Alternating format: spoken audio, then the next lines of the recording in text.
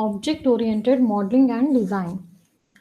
In today's class, we will be discussing about what is object-oriented modeling and design and what is meant by object-oriented and what are the characteristics of object-oriented approach. Now, let's begin with object-oriented modeling and design. Object oriented modeling and design is a way of thinking about the problems using the models. Then, what is object means actually? What does object means? Object means it is an entity which combines both the data structure and the behavior. In later classes, you will discuss in detail what does data structure and behavior actually means in this context, that is in the context of object oriented modeling and design. Object oriented modeling and design is a way of thinking about the problems using the model. Now, what does object oriented means then? Object oriented means that we organize the software as a collection of discrete distinguishable objects. For this organization, the object oriented approach requires four main aspects or four main characteristics we say. They are identity, classification, inheritance, and polymorphism. Now let us discuss one by one what is meant by identity, classification, inheritance, and polymorphism. Starting with identity. Here we identify the object uniquely. For that purpose, we organize the data into discrete, that is different, distinguishable entities. So these entities are called as objects. For example, objects are nothing but like bicycle, queen, or your personal computer, queen in the chess, etc. Okay. Next is classification. Each individual object will be having its own data structure and behavior. It means every object will be having its own identical attributes and operations. So, based on these operations and attributes, the objects are grouped into the classes. When they are grouped under a particular class, then that object is said to be the instance of that class. For example, and then in this slide, you can see polygon is a class.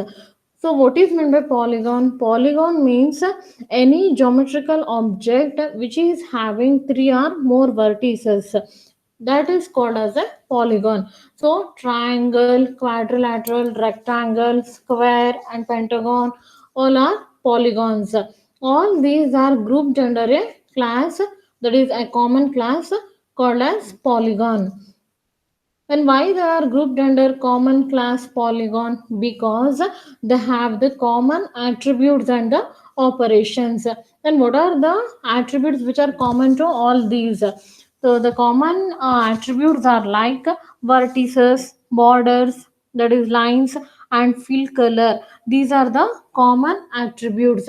Then operations such as drawing and erase and move operation. So these are all the common operations. Next example you can see in the figure is a bicycle class, which is having the common attributes like frame size, wheel size, number of gears, and used material. And the common operations are shift, move, repair. Okay, so this is how the classification will be done based on the common attributes and the operations. Next we shall move on to the next characteristic, that is inheritance. Inheritance, it is the sharing of attributes and operations among classes based on a hierarchical relationship. So, inheritance means sharing of attributes and operations among the classes based on the hierarchical relationship. Here, we make use of the two terms, that is superclass and the subclass. In inheritance, the two terms which are used commonly are superclass and the subclass. Superclass is the one which contains the general information, and subclasses refine and elaborate that information. The next characteristic is polymorphism. Polymorphism means that the same operation may behave differently for different classes.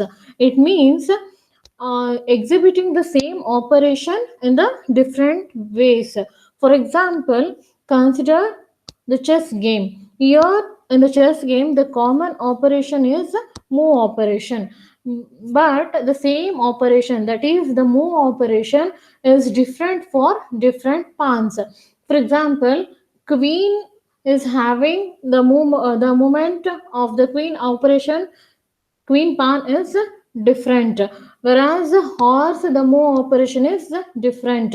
Elephant, camel and soldiers, each of them are having their own movement strategy. So this characteristic we call it as the polymorphism. So far, we have discussed what is an object oriented modeling and design, and what is meant by an object, and what is object oriented means, what is the definition of that, and what are the four characteristics those are required by an object oriented approach, that is identity, classification, inheritance, and polymorphism. Thank you.